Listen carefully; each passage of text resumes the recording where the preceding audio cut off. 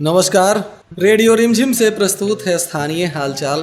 पहले मुख्य हालचाल। प्रेमी युगल का अलग अलग जगहों पर फंदे से लटका मिला शव, क्षेत्र में मची सनसनी। पंचायत उपनिर्वाचन को लेकर मतगणना की तैयारी पूरी। 3 दिवसीय मसाल प्रतियोगिता का हुआ समापन। भोरे के हरदी खार को मिला पुल का सौगात। गुरु पूर्णिमा पर जगह जगह कार्यक्रम हुए आयोजित। स्थानीय हालचाल के इस अंक के साथ मैं निकेत मिश्र। अब हालचाल विस्तार से। श्रीपुर थाना क्षेत्र के शाहपुर बतरहा में एक सनसनीखेज मामला सामने आया। बताया जा रहा है कि यहाँ प्रेमी युगल का शव अलग अलग जगहों से फंदे से लटका हुआ मिला, जिसके बाद पूरे इलाके में हलचल मच गई है। पुलिस भारी संख्या में मौके पर पहुंचकर मामले की तफ्तीश में जुट गई है। बताया जा रहा है कि श्रीपुर थाना क्षेत्र के शाहपुर बतरहा तकिया गांव का यह मामला है, जहां प्रेमी युगल एक ही गांव के मोहल्ले के रहने वाले हैं और दोनों काफी दिनों से एक दूसरे से प्रेम करते थे। इसी बीच दोनों के परिजनों ने इस मामले की जानकारी मिलने के बाद आपसी समझौता के आधार पर दोनों की शादी करने का भी फैसला कर लिया था और 2 दिन बाद इनका सगाई होना था। निकाह को लेकर भी सभी तैयारियां पूरी कर ली गई थी। इसी बीच दोनों का अलग अलग जगहों से फंदे से लटका हुआ शव मिला है। बताया जा रहा है कि मृतक बैतुल्लाह उर्फ मिंटू हुसैन और मृत लड़की बेबी खातून दोनों लंबे समय से एक दूसरे से प्रेम करते थे। सामाजिक रजाबंदी के साथ ही कुछ महीने पहले दोनों के शादी का फैसला परिजनों ने ले लिया था। इसी बीच बुधवार की देर शाम सबसे पहले बेबी खातून का शव उसके घर के बेसमेंट में दुपट्टे से लटका हुआ मिला। परिजन इस मामले में कुछ समझ पाते तब तक गुरुवार की अहले सुबह प्रेमी मिंटू हुसैन का शव भी उसके घर से कुछ ही दूरी पर फांसी के फंदे से लटका हुआ मिला। दोनों के घर की दूरी महज 100 मीटर बताई जा रही है। जानकारी मिलने के बाद हथुआ के एसडीपीओ आनंद मोहन गुप्ता भारी संख्या में पुलिस बल के साथ पहुंचकर शव को कब्जे में ले लिए। पोस्टमार्टम के लिए भेजने के बाद मामले की तफ्तीश में जुटे हुए हैं। इस दौरान एसडीपीओ आनंद मोहन गुप्ता से बातचीत की गई तो उन्होंने बताया। श्रीपुर थाना अंतर्गत शाहपुर बतराहा गांव में एक लड़की का कल मरने की सूचना प्राप्त हुई थी, जो प्रथम दृष्टया सुसाइड का मामला प्रतीत हुआ है। आज एक लड़के का भी शव बरामद हुआ है। दोनों का पहले से प्रेम प्रसंग का मामला सामने आई है और दोनों की शादी की बात भी चल रही थी।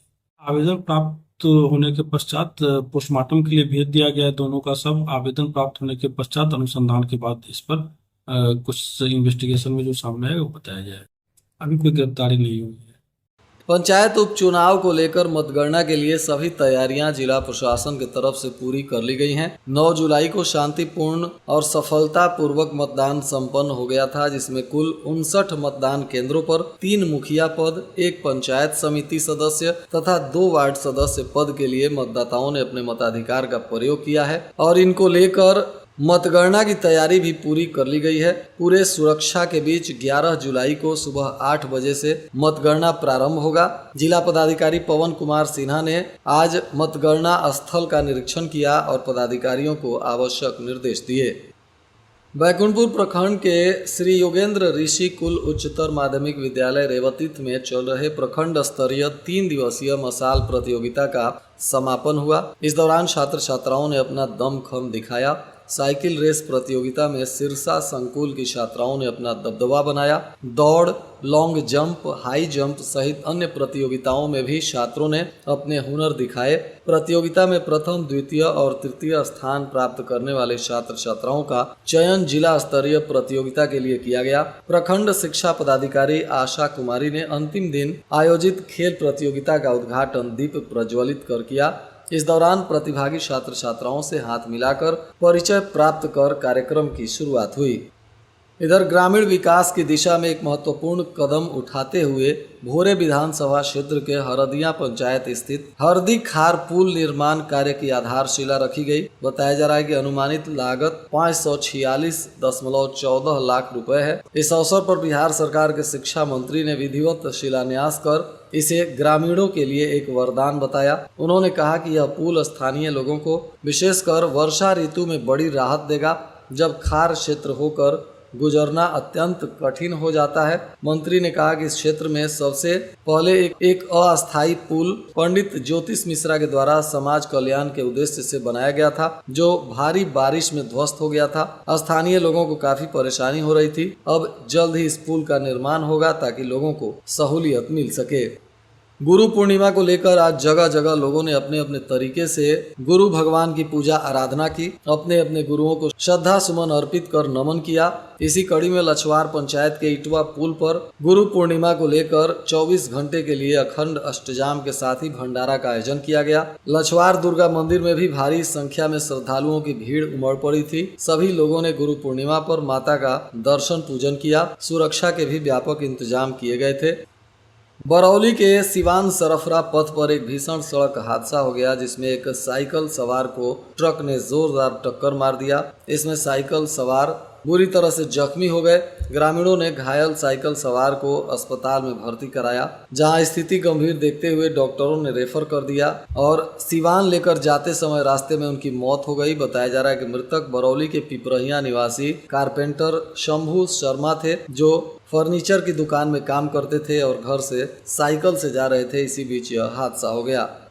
जिले के कई बाजार क्षेत्रों में सार्वजनिक शौचालय की व्यवस्था नहीं रहने से लोगों को भारी परेशानी हो रही है। छोटे मोटे बाजार और शहरों में सार्वजनिक शौचालय की आवश्यकता को काफी महसूस किया जा रहा है। समाजसेवी और अन्य लोग सार्वजनिक शौचालय की मांग कर रहे हैं। बैकुंठपुर में भी विभिन्न हाट बाजारों में सार्वजनिक शौचालय नहीं रहने से लोगों को यत्र तत्र शौच करना पड़ता है, जिसको लेकर गंदगी और बीमारी फैलने की आशंका बनी रहती है।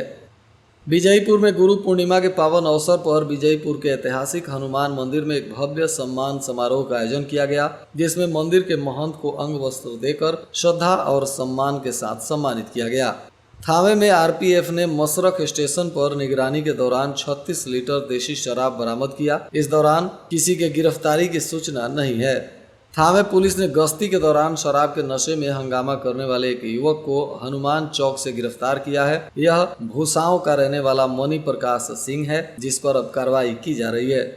थावे स्टेशन पर भी जीआरपी ने अभियान चलाकर शराब के साथ एक आरोपी को पानी टंकी के पास से गिरफ्तार कर लिया। बताया जा रहा है कि गिरफ्तार आरोपी के पास से 44 बोतल शराब मिली है। यह आरोपी सारण जिला के मसरख थाना क्षेत्र के हरपुर जान का रहने वाला अरुण कुमार गिरी बताया जा रहा है। बैकुंठपुर के सिंहासनी गांव स्थित ऐतिहासिक धनेश्वर नाथ मंदिर में 11 जुलाई से श्रावणी मेला की शुरुआत हो रही है। श्रावण महोत्सव की प्रशासनिक तैयारियां भी पूरी कर ली गई हैं। सुरक्षा के इंतजाम किए गए हैं। बताया जा रहा है कि शुक्रवार को पहले दिन सिंहासनी स्थित धनेश्वर नाथ मंदिर में करीब 1 लाख से अधिक श्रद्धालु जलाभिषेक करेंगे।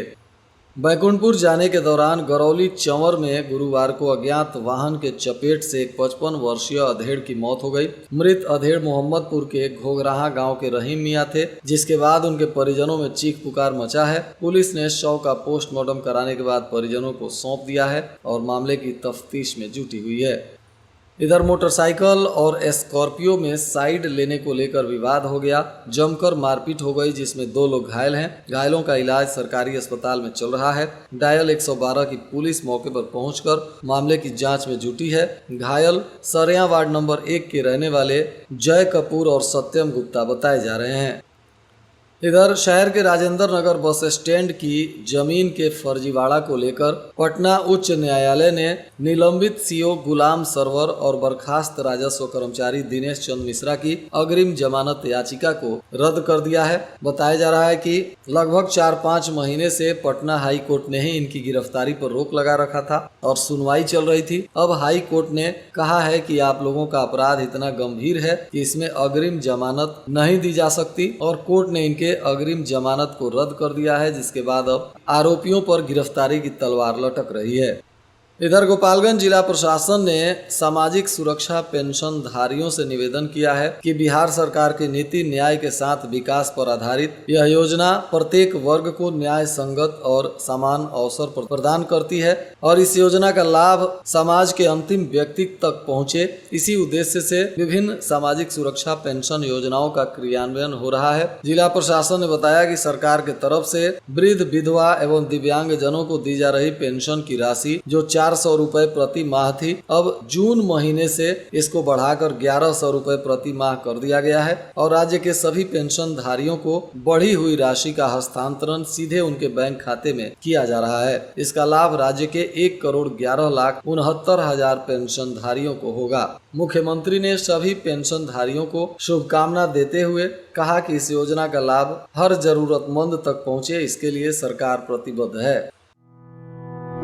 नमस्कार, मैं नीतीश कुमार बोल रहा हूं। आशा करता हूं कि आप लोग सपरिवार अच्छे होंगे।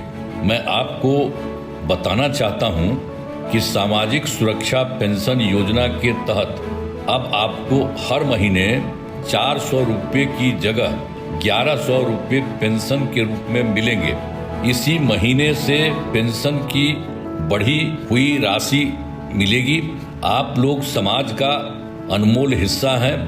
आपके जीवन को और अच्छा बनाने के लिए हम लोग लगातार काम कर रहे हैं।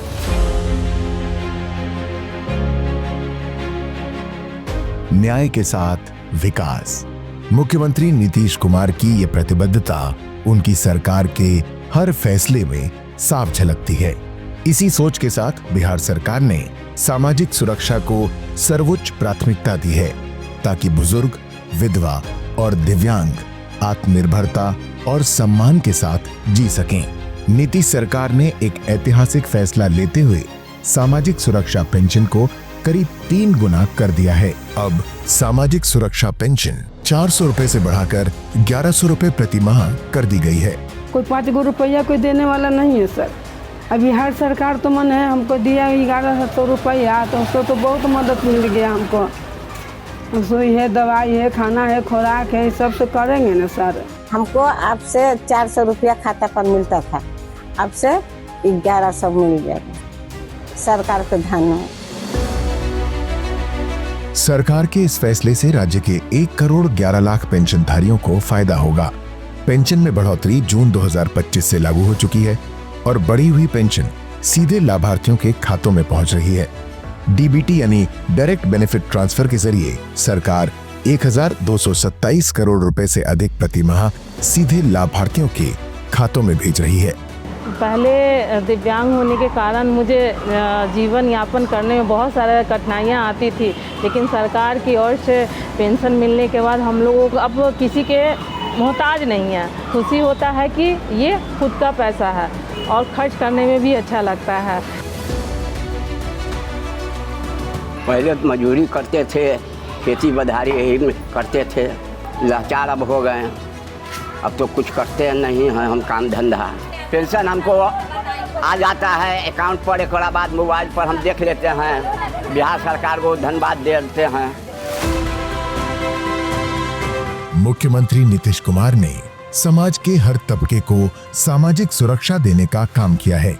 इंदिरा गांधी राष्ट्रीय वृद्धावस्था पेंशन योजना, इंदिरा गांधी राष्ट्रीय निशक्तता पेंशन योजना, इंदिरा गांधी राष्ट्रीय विधवा पेंशन योजना, मुख्यमंत्री वृद्धजन पेंशन योजना, बिहार निशक्तता पेंशन योजना और लक्ष्मीबाई सामाजिक सुरक्षा पेंशन योजना के जरिए सरकार बुजुर्गों, विधवाओं और दिव्यांगजनों को सम्मान और सुरक्षा का कवच दे रही है।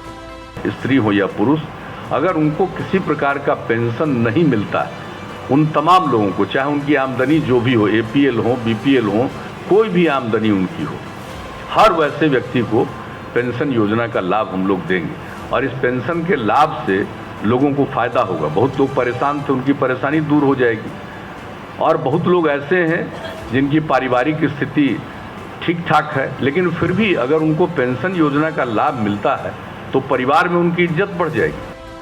नीतीश सरकार का ये फैसला जरूरतमंदों को सशक्त और आत्मनिर्भर तो बनाएगा ही, साथ ही राज्य के विकास की रफ्तार को भी बढ़ाएगा।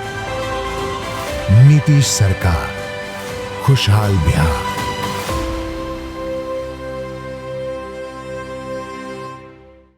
और आज के मौसम का तापमान गोपालगंज में न्यूनतम 27 डिग्री सेल्सियस और अधिकतम 36 डिग्री सेल्सियस रहने की संभावना है। अंत में मुख्य हालचाल एक बार फिर। प्रेमी युगल का अलग अलग जगहों पर फंदे से लटका मिला शव, क्षेत्र में मची सनसनी। पंचायत उपनिर्वाचन को लेकर मतगणना की तैयारी पूरी। 3 दिवसीय मसाल प्रतियोगिता का हुआ समापन। भोरे के हरदी खार को मिला पुल का सौगात। गुरु पूर्णिमा पर जगह जगह कार्यक्रम हुए आयोजित। इसके साथ ही रेडियो रिमझिम से प्रसारित स्थानीय हालचाल का यह अंक समाप्त हुआ। नमस्कार।